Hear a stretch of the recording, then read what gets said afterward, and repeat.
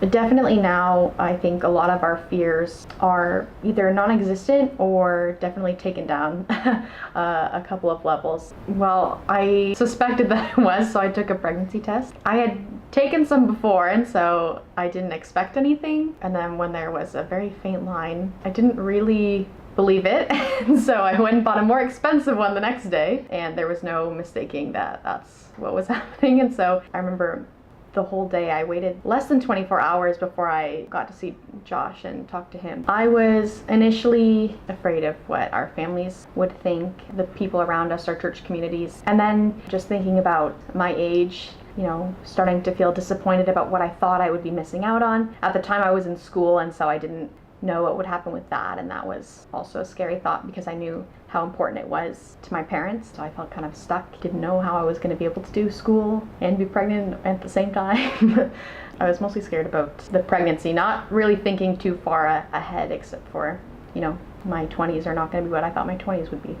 My biggest fear was that I would have to be an absent father. It was terrifying to think and to spend most of the pregnancy preparing myself just emotionally for the fact that I might be working 16-hour days, 6 days a week for the next 5 to 10 years just to provide. That was really scary and hard to deal with. I was filled with excitement and filled with fear. It's hard to describe it any other way, but it was a good mix of the two. But I was primarily excited. One of the first things I said was, no matter how this baby was conceived, the Lord loves this baby, and so do I. It's my job to take care of our son and to take care of you.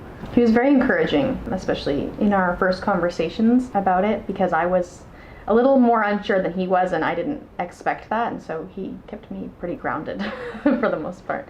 When we first came to the pregnancy care center, I was definitely looking for a safe space to just talk about how I was feeling and how both of us were feeling, and where do we go from here. I wasn't sure what the next steps were, and there were a lot of things I was unsure about, like what would happen with school. I happened to be on strike when I found out, and so I had a couple of weeks at home to adjust, but then going back, everything was really, really difficult, just being tired in the first trimester, and so that was definitely a concern. And again, with Josh's work situation, we weren't sure. We knew he wasn't making enough to provide fully at the time, and so that was definitely a stress. I wasn't really sure what kind of community I fit into. We didn't really have very many friends. We just weren't sure where to go from where we were at, and so it was really nice to just go every time and be encouraged in our next steps. Some of the support that was offered to us as a couple from the pregnancy care center was prenatal classes that really helped us get a grip on pregnancy and labor and delivery and some postpartum stuff.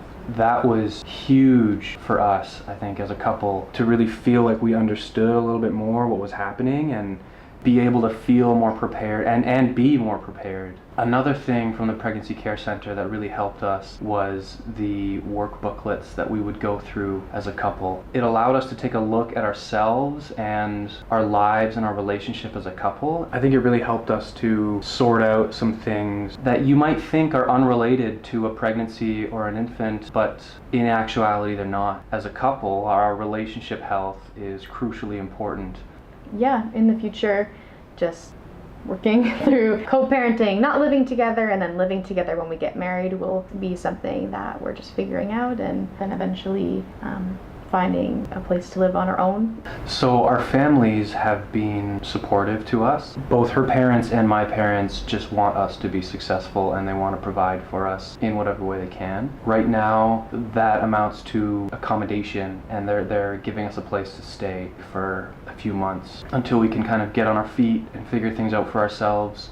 They just want the best for their kids and for their grandson. The church community has been very supportive as well. I know we're pretty involved in two different churches, and both churches have been very supportive, and everyone's just been really kind and understanding, and I don't think that we felt any judgment or shame because of our situation, and both churches are just very excited to meet the baby and welcome him into the community.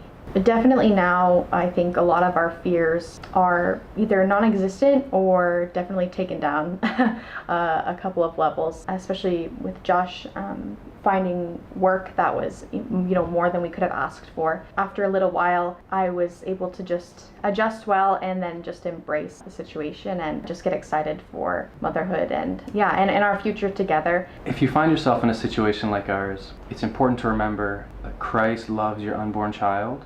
And if you feel alone, you always have people at the Pregnancy Care Center to help you, and you're never really alone. Don't be afraid or ashamed to share your situation, and there's all sorts of different resources that can be helpful, and they've been unbelievable to us, and it really is true that you're not alone.